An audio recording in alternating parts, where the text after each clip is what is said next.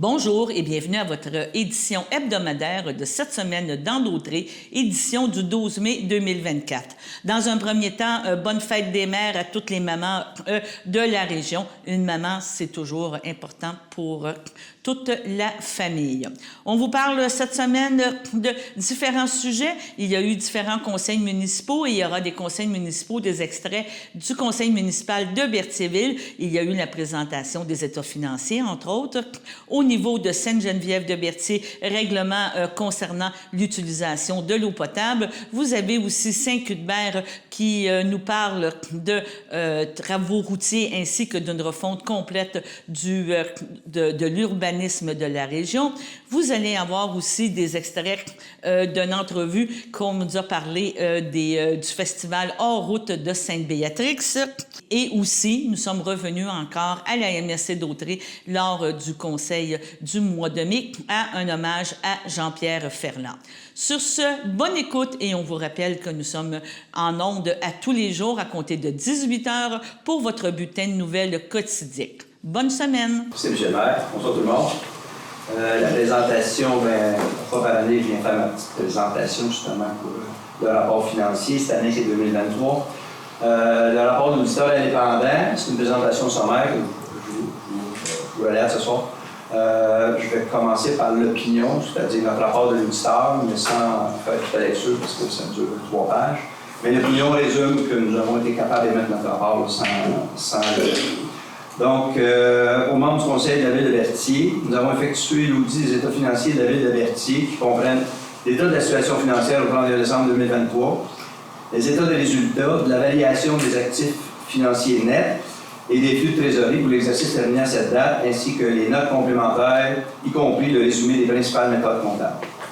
À notre avis, les états financiers ci-joints donnent, dans tous leurs aspects significatifs, une image fidèle de la situation financière de la ville de Berthierville au 31 décembre 2023, ainsi que des résultats de ses activités, de la variation de ses actifs financiers nets et de ses flux de trésorerie pour l'exercice terminé à cette date, conformément aux normes comptables canadiennes pour le secteur public.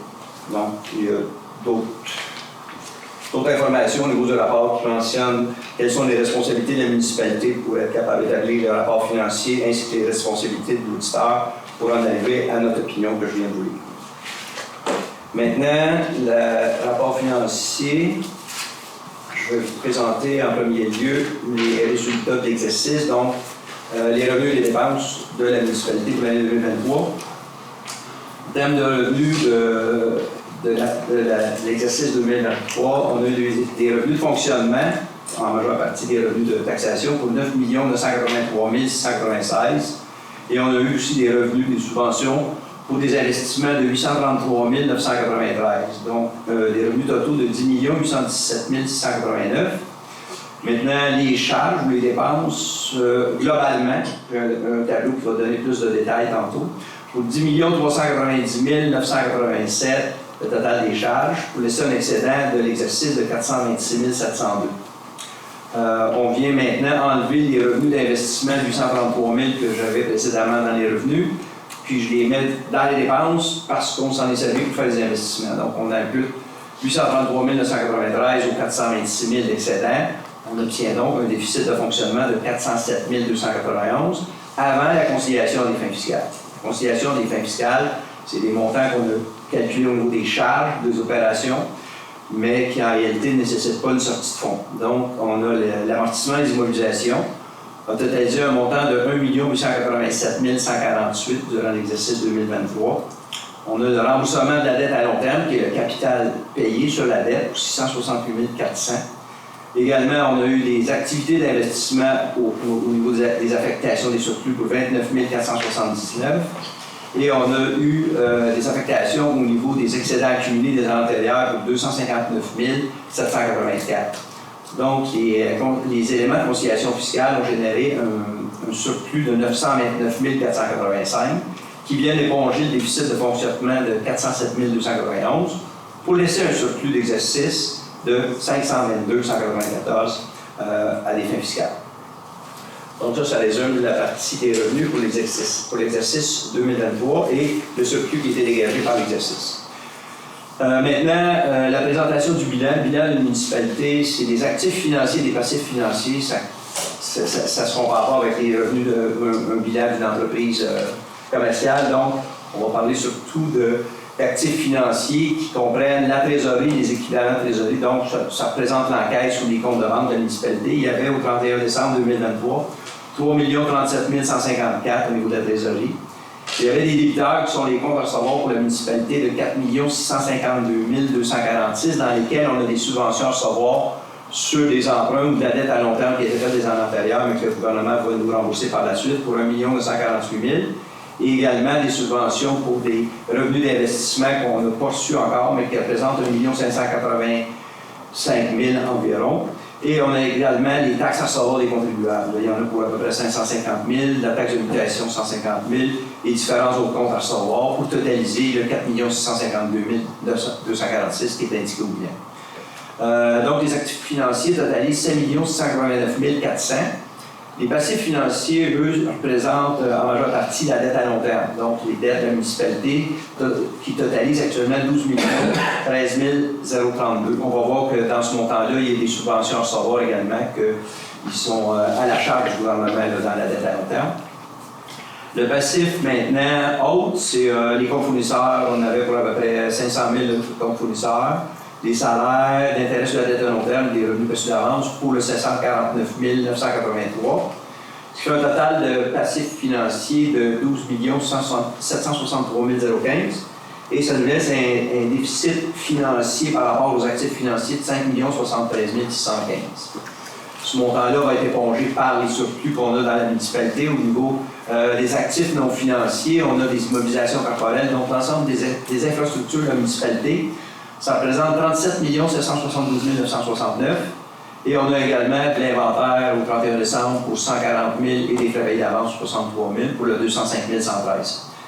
Donc, un total d'actifs non financiers de 37 978 082 qui éponge de 5 millions de passifs financiers de 5 73 615 pour laisser des excédents accumulés au niveau de la municipalité de 32 904 467. Le 32 904 467, on va le voir à la page suivante dans vos présentations sommaires. On a des surplus accumulés non affectés au niveau de la municipalité pour 2 758 453. C'est ce qui sert à prévoir des dépenses inattendues dans les activités de fonctionnement à chaque année dans vos budgets. Ensuite, les excédents de fonctionnement affectés, c'est des montants de surplus qui ont déjà été dédiés pour des affectations spécifiques, qui s'appelle le développement de l'Ouest. On a 298 976. L'aide aux entreprises, 280 830. Et on a également une affectation au budget 2024 pour 766 731. Donc, on a des affectations pour 1 346 537. On a également des réserves financières en prévision de l'assainissement des égouts pour l'assainissement des eaux de 1 91 950. On a aussi des fonds réservés qui sont le fonds de roulement pour des acquisitions imprévues au niveau des immobilisations pour 563 064. On a également des dépenses à pourvoir ou on a un fonds réservé pour les élections de 13 652. Puis après ça, on a des montants qui sont en financement des investissements en cours pour 532 132. Et on a l'équité sur l'ensemble des immobilisations. On avait de l'infrastructure pour 37 millions dans la page du bilan. Puis on a des dettes pour l'équivalent d'à peu près 10 millions. Ce qui fait qu'on a une équité de 27 662 943 sur l'ensemble des infrastructures et des immobilisations de la municipalité. C'est ce qui explique le surplus qu'on a vu tantôt de 32 904 467. Maintenant, on a un peu de détails concernant l'endettement de la municipalité. Dans l'endettement de la municipalité, on a des montants qui sont à prévoir au niveau de l'administration municipale pour 10 642 158, auquel on doit ajouter aussi la quote-part de la dette de la MRC qui est attribuable à la municipalité, qui est de 231 175, ça fait 10 873 333 au total au niveau de l'administration de la municipalité. Dans les dettes qu'on a, qui sont spécifiées sur ce tableau-là, on a la ventilation qui représente le montant à la charge de l'ensemble des contribuables dans le service de la dette, représente 10 110 026, mais on a également des montants de la dette qui vont être aux frais du gouvernement du Québec et des entreprises pour subventionner justement la dette à long terme pour 1 948 674. c'est le 12 058 700 tantôt qu'on a vu au niveau du bilan que représente la ventilation que je viens de mentionner. Maintenant, sommaire des revenus. C'est le détail qu'on a vu tantôt au niveau des revenus de fonctionnement de la municipalité. Je disais qu'il y avait 9 983 696. En provenance des taxes, il y a 7 645 014. Des compensations tenant lieu de taxes, c'est les édifices gouvernementaux que la municipalité perçoit des taxes du gouvernement pour 272 407. Ensuite, des revenus de transfert pour 279 734. Les revenus en provenance des services rendus pour 1 154 109. On a par la suite des impositions des droits, dont les taxes de mutation, qui totalisent un montant de 395 750. Et des revenus d'intérêt en provenance, soit des intérêts sur les comptes des taxes à recevoir ou sur la vente de différents immeubles au niveau de la municipalité pour le montant de 236 682. Ça totalise le 9 983 696 du fonctionnement. Puis, je mentionne encore le 833 993 qui était le revenu d'investissement tantôt, qui ont servi à faire des rénovations au niveau de l'hôtel de ville, puis le centre communautaire là, qui est le centre à côté de l'arrêt.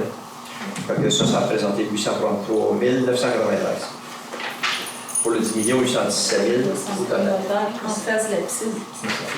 OK, la bâtisse en face de la piscine. Le nouveau chalet. C'est ça. OK. Bon, voilà. Qui est plus chalet? Oui. Plus chalet. Bon, je t'allais présenter. Vous étiez là. On fera ça là l'année prochaine. On a plus les chalets. Suggestion. Bon, la ventilation maintenant pour les charges, je vous ai dit tantôt que c'était 10 390 000, mais là, il y a un peu de détails dans cette page-là. Pour l'administration générale, les frais ont totalisé 1 383 789. La sécurité publique, service de police, 575 477. Sécurité incendie, 379 404. Autres, 23 037. Par la suite, les frais au niveau de l'entretien du réseau routier, 2 196 202. Pour le transport collectif, 64 209. Par la suite, au niveau des chaînes du milieu, on a l'entretien du réseau d'aqueduc et d'égouts pour 1 589 151. La cueillette des ordures, 431 115. Autres, pour 700. Ensuite, santé et bien-être, 22 661. On a l'aménagement, urbanisme et zonage, 172 650. Promotion et développement économique, 3 450. Et loisirs et culture, 1 430 674. Par la suite, les frais de financement, donc on a le capital de la dette qu'on a vu tantôt, mais ça, c'est les frais d'intérêt, 231 320 qui sont présentés dans les charges. Pour un total des dépenses de 8 503 839, auquel maintenant j'ajoute la dépense d'amortissement qu'on a vue précédemment dans la conciliation aux frais fiscales de 1 887 148 pour totaliser les charges à 10 390 987. Alors ça donne la ventilation au niveau des dépenses de fonctionnement. Maintenant, les revenus d'investissement, de quelle façon on les a utilisés? On a reçu 833 993. On a acheté des immobilisations puis des infrastructures pour 794 086. On a utilisé aussi dans les activités de fonctionnement pour 29 479. Et on a affecté des excédents accumulés des années antérieures pour 425 237 justement pour réaliser les investissements. Ce qui fait en sorte qu'on a 339 000 de déficit au niveau des activités d'investissement, mais les revenus d'investissement l'ont épongé pour laisser un surplus de 494 623 dans les revenus d'investissement. Alors moi, ça complète la lecture, c'est sommaire, c'est beaucoup de chiffres en très peu de temps, mais ça résume un peu l'ensemble de l'information. Il y a une brique aussi qui est préparée pour le ministère des Affaires municipales, qui, elle, va être déposée après l'Assemblée sur le site web de la municipalité. Fait que les gens vont pouvoir les référer s'ils veulent plus de détails sur les chiffres que je vous ai présentés. Alors, ça complète ma présentation. Merci, M. Michaud. C'est sûr qu'on parlait tantôt, ça fait beaucoup de chiffres à Apollon, mais on regardait le chiffre final et on peut aussi constater que la ville est en... On peut constater que la ville est en excellente situation. Ça, c'est important. H2, convention collective. collective, section locale 4676, donc autorisation de signature. Madame Complaine. Alors, considérant que la convention collective entre le SCFP, section locale 4676, et la Ville de Berthierville est issue depuis le 31 décembre 2023. Considérant qu'une entente de principe a été convenue à la table des négociations, considérant que les membres du Conseil ont pris connaissance de cette entente lors du comité de travail tenu le 29 avril 2024, en conséquence, je propose d'accepter le projet de convention collective sous réserve de l'approbation des textes finaux, d'autoriser le maire et la directrice générale greffière à signer pour et au nom de la Ville de Berthierville la convention collective 2024-2030 intervenue entre le SCFP, section locale 4676 et la Ville de Berthierville. Merci. Mr. Puyébert. OK. M. Darbo, merci. Jean-Nicole Louvet-Mango. Favorable. Favorable. Favorable. Approuvé à l'unanimité des conseillers présents. Je tiens à dire que c'est vraiment une bonne nouvelle. Là, c'est un dossier réglé. H3, Cégère, donc convention de résignation de l'entente de service pour la gestion et l'entretien et la réparation du parc de véhicules numéro 2007-0018. Ça, en réalité, c'est la machinerie en réalité qui est en location en réalité à Cégère. Donc, on va procéder à l'achat de ce matériel-là, des camions, en réalité des loaders, etc. Donc, M. Darbo. Considérant que le Centre de gestion de l'équipement roulant de Cégère est une direction générale du ministère des Transports et de la Mobilité durable, dont la mission est de fournir aux organismes publics clients les véhicules, les équipements qu'ils requièrent pour la réalisation de leur activité et de les maintenir en bon état de fonctionnement, de manière à en permettre l'utilisation optimale au meilleur coût possible. Considérant qu'en date de novembre 2012, la Ville de Berthierville et le Cégère ont conclu une entente par laquelle la Ville va confier au Cégère la gestion, l'entretien et la réparation de son parc de véhicules pour une durée de 5 ans, du 21 janvier 2013 jusqu'au 20 janvier 2018, et que l'entente a été aux forces selon la clause de reconduction tacite annuelle. Considérant que les parties conviennent de résilier la dite entente, en conséquence, je propose de résilier l'entente confiée au Centre de gestion de l'équipement à roulant de Cégère, relative à la gestion, l'entretien et la réparation du parc de véhicules portant le numéro 2007-0018. Autoriser le maire, qui est la directrice générale et greffière, à signer pour et au nom de la Ville la convention de résiliation de la dite entente de service, et ce, aux conditions stipulées, incluant également le rachat de certains véhicules et équipements au coût de 260 997 et 76, conformément à l'annexe 1, ainsi qu'en vertu de l'acte de secrétariat du Conseil du Trésor portant le numéro CT 229-013, permettant au Cégère de procéder à certaines ventes de gré à gré auprès de sa clientèle municipale. Autoriser une appropriation à l'excédent non affecté pour le financement du montant net de la dépense générée par le rachat des 10 véhicules et équipements. Merci. C'est appuyé par moi-même, M. Lestrange, depuis. M. Lestrange, merci. J'en avais l'autre à ma gauche. Favorable. À ma droite. Favorable. Approuvé à l'unanimité des conseillers présents. Donc, aujourd'hui, j'étais à Joliette.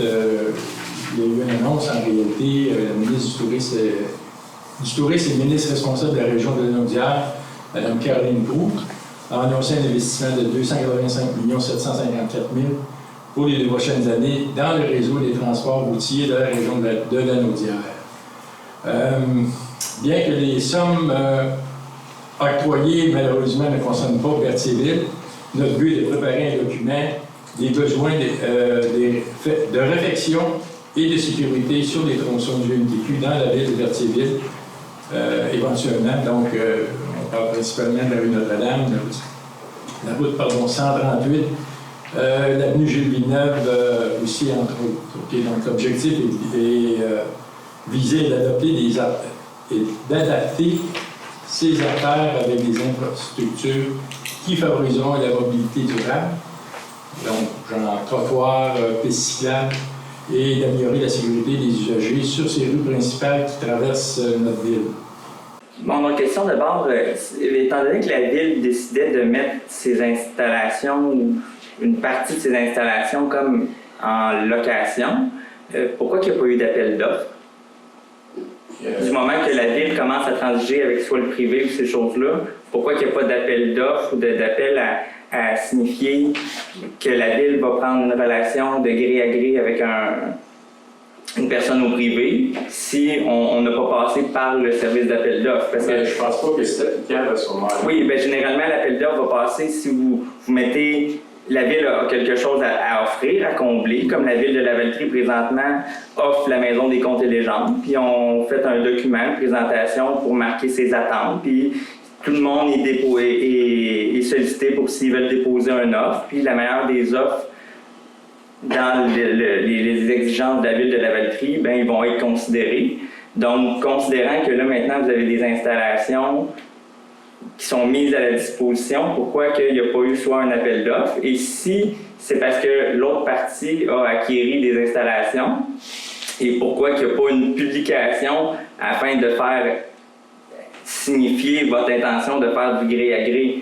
Parce que là, présentement, c'est comme si tout se fait C'est parce qu'il y a des procédures, il y a des étapes qui ne sont pas complétées. Oui, mais je comprends, mais pourquoi il y a des procédures qui peuvent commencer quand il y en a certaines qui ne sont pas terminées? S'ils ne sont pas terminés, ils sont pas terminés pour tout le monde. Mais pourquoi que s'il y a des procédures, tu sais, parce que il y a plein de monde qui vont avoir des intérêts qui vont perdre des choses, puis même la Ville de Berthier, tu sais, c'est autant que la Ville ne signifie pas, est-ce qu'ils ont l'intention d'avoir un port de plaisance, est-ce que la Ville va défendre son port de plaisance, et la Ville fait quoi pour le tourisme également, là? Parce que si la Ville avait des exigences avec l'ancienne organisation, est-ce qu'elle va maintenir ses exigences avec la nouvelle aussi? Et ce qu'elle peut dire, c'est quoi ces exigences? À quoi la Ville s'attend de ce partenariat-là? Je peux vous dire que le développement touristique, ça fait définitivement partie des attentes qu'on a. Okay? Puis, de laisser aussi des places en réalité pour les gens qui accostent en réalité, qui viennent des visiteurs en réalité, c'est des choses c'est deux éléments qu'on a toujours tenus à cœur. Mais vous devez avoir un deadline. Là. On s'entend qu'on est au mois de mai, votre rampe de mise à l'eau doit être accessible. Donc, c'est quand? Monsieur Papier, comme je vous disais, actuellement, il y a des procédures. Je ne peux pas vraiment aller plus loin que ça dans les annonces. J'aimerais bien que la situation serait définitive et que ça serait réglé. Mais vous permettez des annonces par Facebook, ces choses-là, de gens qui lisent. Les gens publient plein de choses. Oui, mais c'est quand même l'organisation auquel vous êtes en train de faire, de discuter. T'sais, donc moi, je veux juste... Ils ont déjà eu une fausse...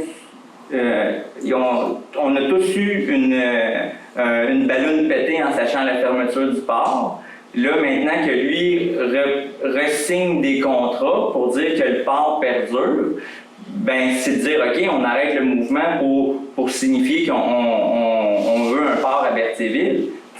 Là, du moment que là, on s'attend qu'eux, il y ait un dénouement. Donc là, je trouve, j'ai de la misère à penser qu'on accepte de faire une deuxième déception à des gens qui viennent en tourisme à Berthierville, qui viennent investir, qui viennent consommer dans certains commerces, sans penser à cette chose-là. Là, c'est la réputation de la Ville aussi, à quelque part, de comment ils traitent leur dossier. Monsieur Frappier, comme je vous disais tantôt, il y a des étapes qu'il faut franchir avant de faire quoi que ce soit, vraiment de dire quoi que ce soit. Mais qu'est-ce qu'on peut publier dans les réseaux sociaux, c'est sûr et certain que mais c'est des engagements qui sont pris aussi. Là. Il y a des gens qui payent pour un service qu'ils n'auront peut-être pas. Donc, est-ce que la municipalité peut dire, tant aussi longtemps qu'il n'y a pas d'engagement signé, il n'y a pas de prise de dépôt, il n'y a pas de signature de contrat? Dans quelle légalité ils signent des ententes sur une place qu'il n'y a pas? Je ne peux pas vous dire. Mais est-ce que vous pouvez au moins faire cesser cette chose-là jusqu'à temps que vos négociations soient concluantes? Bien, écoutez, on va regarder voir dans les prochaines semaines qu'est-ce qui est façons qu'on peut trouver une solution à tout ça. Là. OK? Puis pour officialiser les choses, ça, c'est ça qui est important. En 4.4, adoption de règlement modifiant le règlement 621-2021 pour édicter de nouvelles dispositions concernant l'utilisation d'eau potable. On veut modifier le règlement, je l'avais ici, je vais vous donner les grandes lignes de modification de ce règlement-là.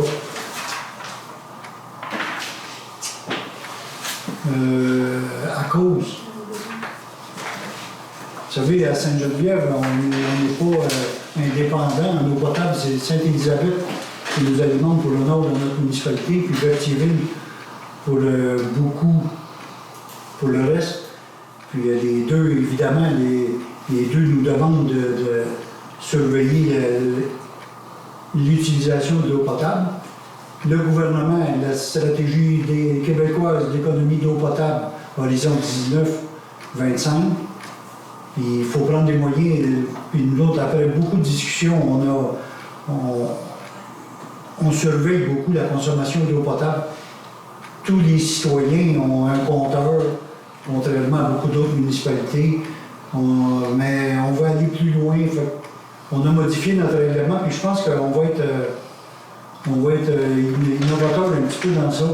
À partir de cette année, les arroseurs des gazons vont être interdits. Pas 8 heures par semaine, ni 4 heures par semaine, interdits. Tous les arroseurs des pelouses avec des systèmes automatiques. Évidemment, l'arrosage manuel va être autorisé pour les jardins, les plates-bandes, les fleurs, peu importe. Puis même si vous êtes assez patient pour arroser le gazon, mais on veut interdire les arroseurs automatiques.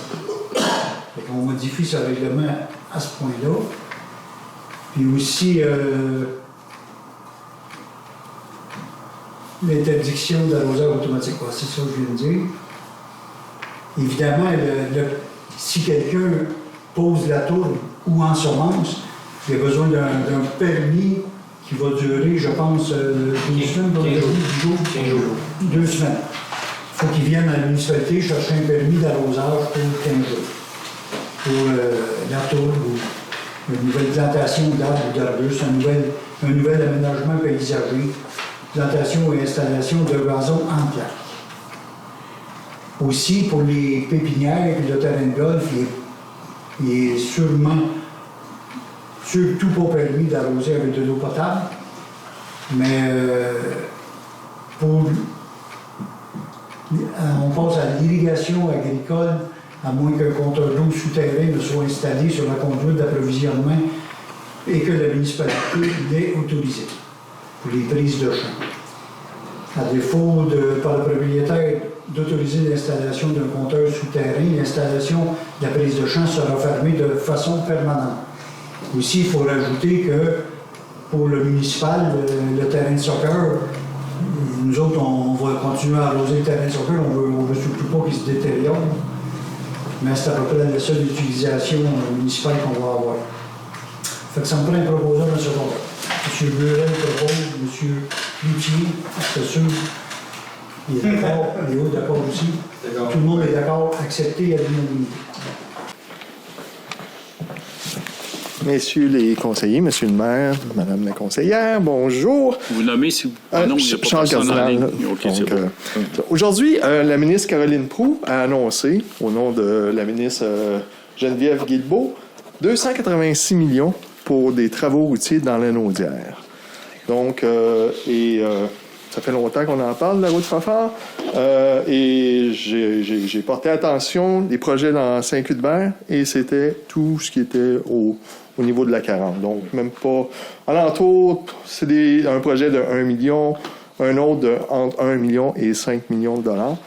Le plus ironique là-dedans, c'est que l'annonce s'appelle 286 millions afin de rendre les déplacements plus sécuritaires dans la Naudière.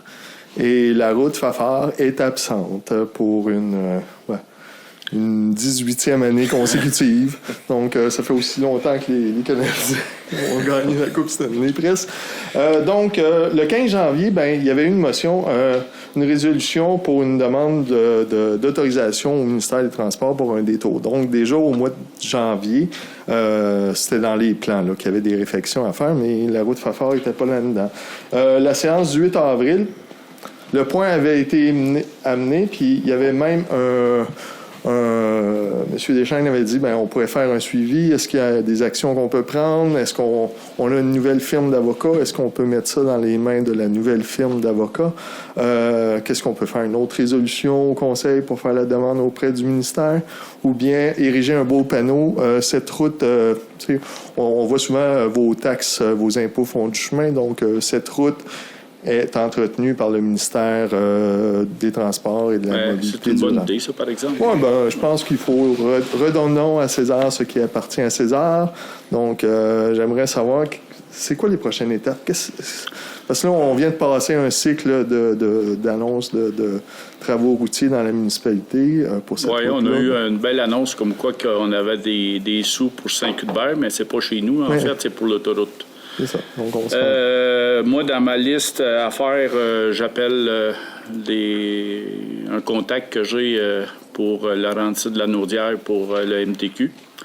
C'est dans ma liste pour demain. On va voir ce qu'il va me dire là-dessus. Okay. Il nous avait promis de sécuriser la route Fafard à l'automne passé. Je ne sais pas si c'est boucher les trous comme ils ont fait, qu'ils appellent sécuriser, mais c'est pas bien mieux que c'était. On a vu depuis 3 semaines, 1 mois, qu'ils ont fait des petits travaux. Là. Il y a de la peinture, puis ils ont grugé l'asphalte à l'autre bout. Fait que m'a posé des questions. Le but, c'est quoi au juste de ça? Est-ce que vous avez besoin de on a envoyé une autre résolution, notre résolution annuelle, avec des photos au ministère. On va attendre des suites, puis là, je vais appeler, c'est un fait, je vais appeler les personnes plutôt que... Envoyez-leur un morceau d'asphalte qui s'est arraché. Oui, mais là, en passant ce soir, j'ai remarqué qu'ils ont creusé une ligne perpendiculaire à la route, puis ils ont peinturé ça orange. Fait que quand tu passes dessus, là, ça fait bang, puis ça brise ta voiture. Mais au moins, je pense qu'il y a quelqu'un qui est venu faire... La MTQ, je pense, sont venus endommager la route. OK. Oui. C'est là-dessus que je vais appeler. Ça peut être possible de faire pire, oui. Faire pire? Je ne sais pas s'ils peuvent faire pire. Juste pour rajouter, à la séance du mois d'avril, on avait aussi fait une demande. On avait adopté par résolution une demande. Ça, le procès-verbal n'est pas encore disponible, mais j'ai été voir sur le YouTube. Donc, c'est ça. Vous l'avez mentionné. Est-ce qu'il faut que les citoyens portent plainte pour dommages à leur propriété? Les citoyens, ça a beaucoup de poids. Hein? Il y a certaines régions et rues qui ont été faites suite aux demandes des citoyens. Fait que, moi, je vous invite à appeler, porter plainte. Dans ma tête, là, ça a autant de poids qu'une municipalité. Ah oui, OK. Il y a le répertoire des pires routes par le CA Québec. Donc, on pourrait se mettre en gang et voter pour, ça serait une fierté. Je vous remercie. Puis, je comprends votre désarroi. Ah, pas autant que ma suspension. Ah oui, OK. Ce soir, alors que nous nous réunissons pour cette séance, il est essentiel de prendre un moment pour rendre hommage à une figure emblématique de notre communauté, le regretté Jean-Pierre Ferland. Jean-Pierre Ferland n'était pas seulement un résident de notre MRC, mais un artiste de renommée internationale qui a fait briller le nom de notre région à travers le monde. Sa musique, ses paroles et son talent ont touché les cœurs de millions de personnes. Et nous sommes fiers qu'il ait appelé Saint-Norbert sa maison pendant de nombreuses années. Avec sa voix et ses chansons intemporelles, Jean-Pierre Ferland a été un ambassadeur fantastique pour notre territoire. Il a su capturer l'essence même de notre région dans ses compositions et a contribué à faire rayonner notre culture et notre identité à travers ses œuvres. Son récent décès laisse un vide immense dans le monde de la musique et dans nos cœurs. mais son héritage perdurera à travers sa musique qui continuera d'inspirer les générations futures. En cette soirée, prenons un moment pour honorer la mémoire de Jean-Pierre Ferland et pour célébrer l'impact qu'il a eu sur notre communauté et au-delà. Merci. Donc, je pense que ce serait une bonne idée qu'on fasse une petite minute de silence, tout le monde, si vous êtes d'accord. Oui. Parfait.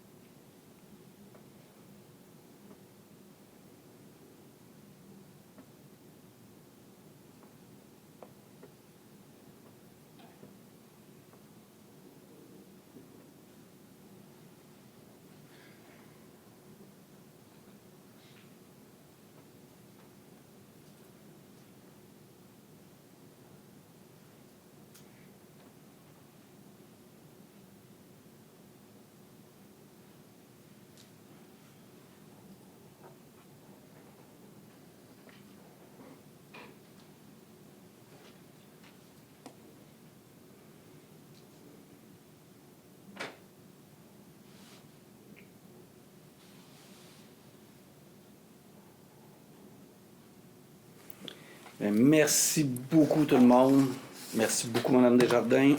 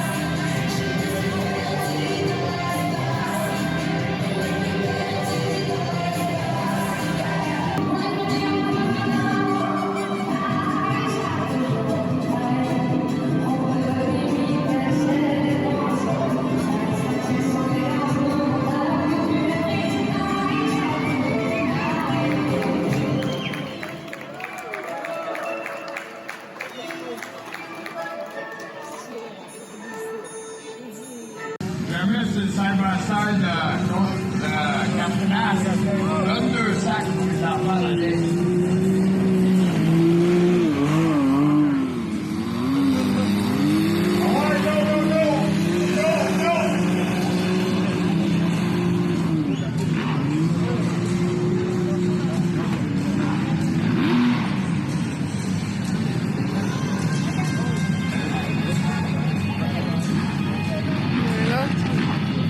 Tu t'en viens, Jay?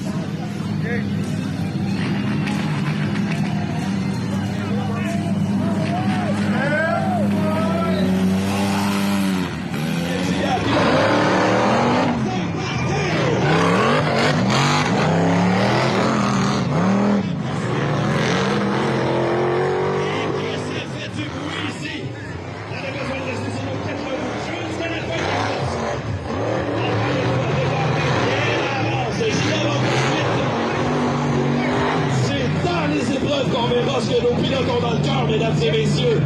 Dans les grandes roches, et ce bonheur, c'est pour le grand les génies de la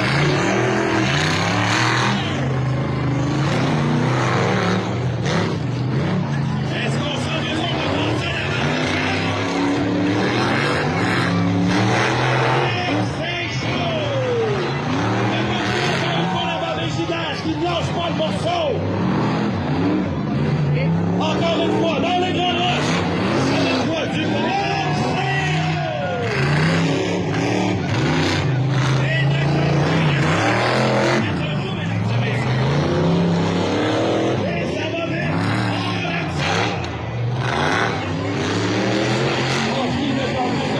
sérieuse option sur la victoire.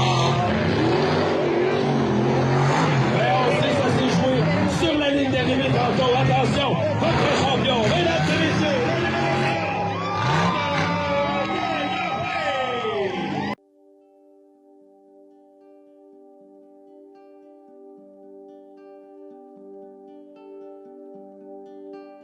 On va commencer debout. Donc, je vous rappelle que c'est le dernier cours de la série. Là, j'imagine que tout le monde est au courant. J'en ai parlé la semaine passée. J'ai envoyé une infolettre et j'ai fait l'annonce sur Facebook. Et puis, à nouveau, là, je remercie l'équipe du CRTB, Xavier, qui est juste devant, derrière la caméra, et puis Daniel, qui est derrière l'écran. Et voilà, fait que on va commencer le cours aujourd'hui debout. Fait que vous pouvez vous lever.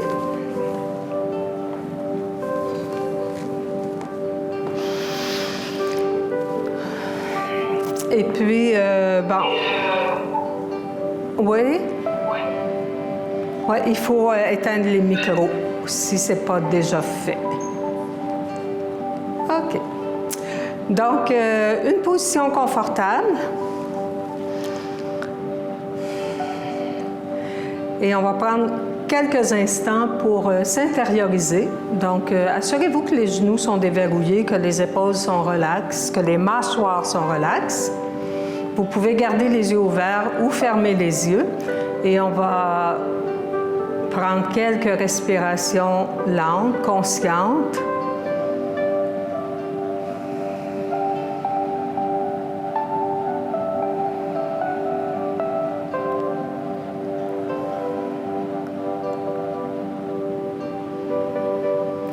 Et répétez mentalement son Sankalpa à quelques reprises.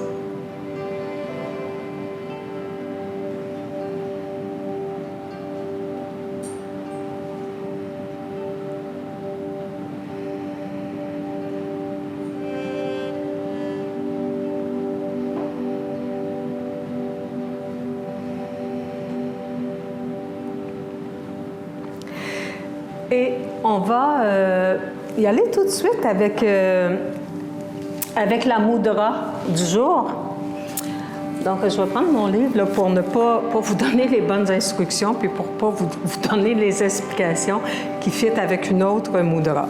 Donc, c'est une mudra pour cultiver sa joie. Fait que j'ai pensé que c'était opportun avec la neige qu'il y a là, aujourd'hui dehors puis avec les nouvelles là, par rapport à la pandémie qui ne s'essouffle pas, on dirait. Donc, cultiver sa joie en toutes circonstances, voilà ce que les mudras proposés vont vous apporter. En fait, il y a toute une série de mudras là, qui est toujours issu du même livre. Il y a toute une série de mudras qui aident à cultiver la joie ou à réguler les émotions, mais on va en faire seulement qu'une aujourd'hui. Donc, si vous vivez une journée de rêve, une mudra vous fera prendre davantage conscience de cette chance.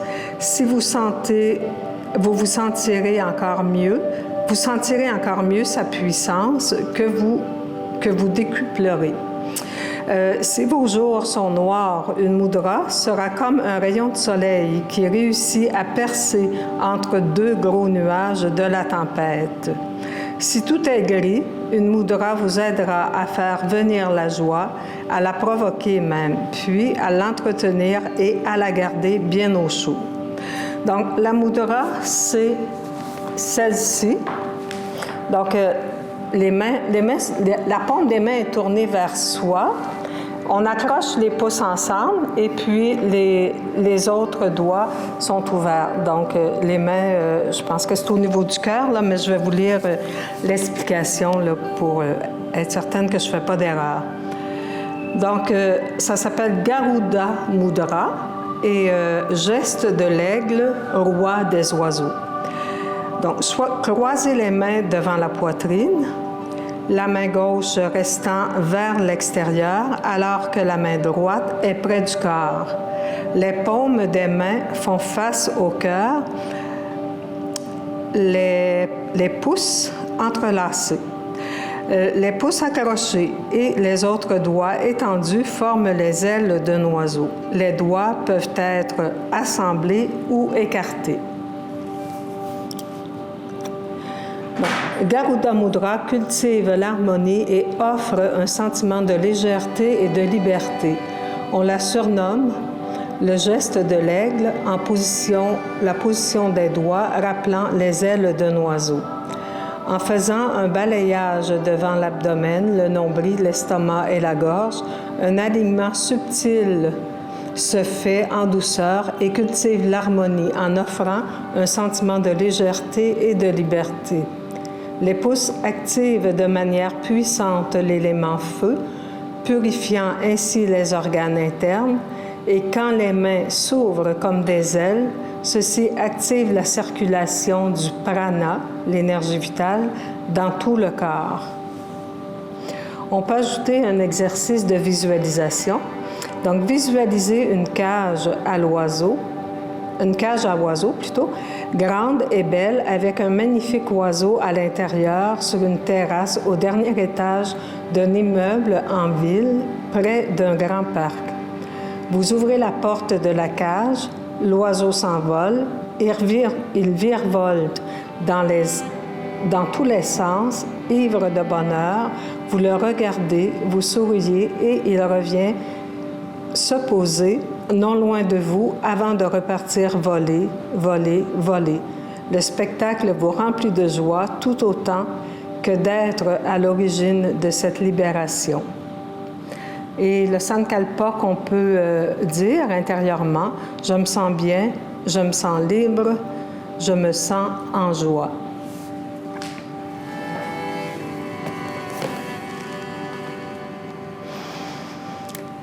C'est bien, vous pouvez ramener les bras le long du corps. Je vous rappelle que les mudras, on peut les faire, je trouve que c'est une belle petite routine pour démarrer sa journée. Fait que si vous avez le goût de les faire pendant toute la semaine qui suit le cours, hein, ça prend 5-10 minutes, pas plus. Fait que c'est une belle façon de démarrer sa journée. Et on va poursuivre avec cette semaine un do-in. Fait que écartez un peu les pieds. Amenez les mains ensemble et on frotte vigoureusement les mains ensemble l'une contre l'autre pour amener de la chaleur. Donc un do-in, c'est un automassage qui permet d'activer la circulation d'énergie dans le corps. On place le bout des doigts, donc les doigts sont écartés, le majeur, l'index et l'annulaire sont un peu écartés. On les place en haut du front et puis on fait des petites rotations avec les doigts pour faire bouger la peau. Donc, on part du sommet du front, puis on descend lentement. Assurez-vous que les genoux sont déverrouillés, les mâchoires relaxes. Donc, on continue à descendre sur les joues.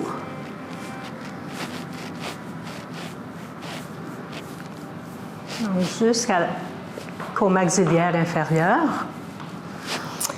Et puis, on va poursuivre avec des gestes plus spécifiques. On va coller, peut-être, Xavier, que tu pourrais.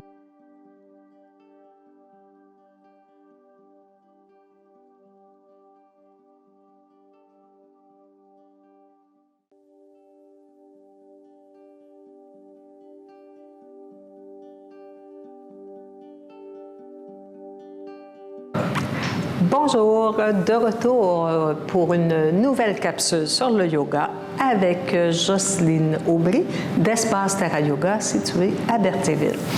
Donc cette semaine, je vais vous parler de la colonne vertébrale. Tout le yoga s'articule autour de la colonne vertébrale. Et on dit dans différentes traditions, en Chine ou en Inde ou ailleurs aussi, qu'on a la santé de sa colonne vertébrale. Donc, si la colonne vertébrale est en santé, tout le corps se porte mieux. Fait que la colonne vertébrale, on peut la mobiliser de différentes façons. On peut y faire des flexions avant, arrière, des extensions latérales. On peut étirer, faire une élongation de la colonne vertébrale, et puis on peut faire des torsions avec la colonne vertébrale. Fait que cette semaine, on va faire ces différents mouvements en position assise. Fait que vous pouvez les faire assis sur une chaise, vous pouvez faire les postures assis au sol. Vous pouvez les faire avec les jambes repliées, vous pouvez les faire avec les jambes allongées si vous avez un problème de genou.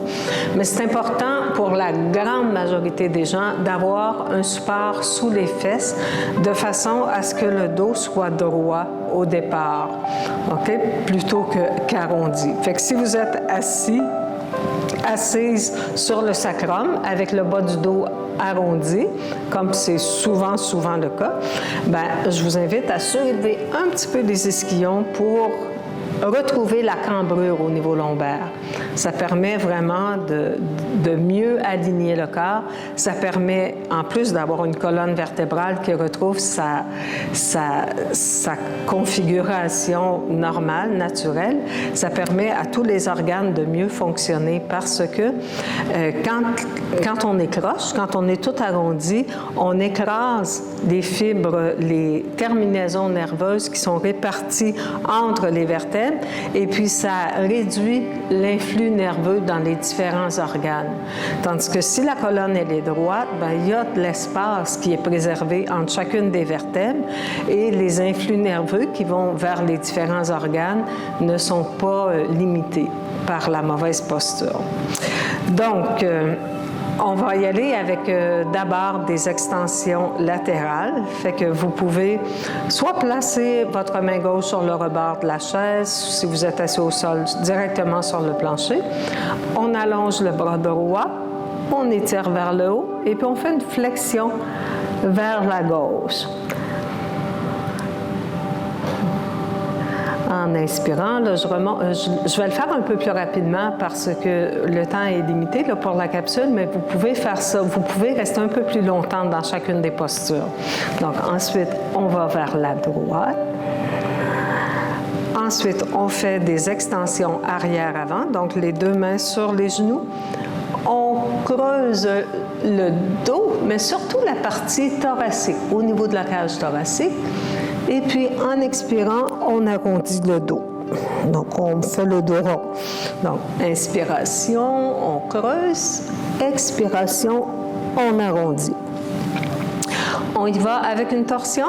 Vous placez la main droite sur le genou gauche ou bien vous placez la main gauche sur le sol où vous pouvez attraper le dossier de la chaise. Et puis, on tourne lentement. Donc, c'est vraiment important quand on fait des torsions de partir avec un dos droit. OK? Et puis, on fait pareil de l'autre côté. OK? La dernière le dernier exercice qu'on peut faire avec la colonne vertébrale, c'est l'élongation. Donc, vous pouvez tout simplement imaginer une élongation de votre colonne vertébrale. Donc, le haut de la colonne vertébrale, la plus haute vertèbre, l'atlas, qui monte vers le haut. Donc, comme si on voulait toucher le plafond avec la tête. Et vous pourriez le faire aussi en déposant quelque chose sur votre tête. Un bloc, un dictionnaire. OK? Puis, on pousse avec le sommet de la tête sur le bloc ou sur le livre. Et voilà. Fait que 7 mouvements pour pour maintenir une meilleure santé de votre colonne vertébrale. Évidemment, si vous avez un problème lombaire, un problème cervical, il faut toujours être prudent. Puis si le problème est sévère, c'est peut-être mieux de consulter votre médecin avant de faire les exercices. Mais dans tous les cas, il ne faut pas forcer en yoga. Il faut rester à l'écoute de son corps et de ses limites. Fait que voilà, merci de votre écoute et bonne pratique.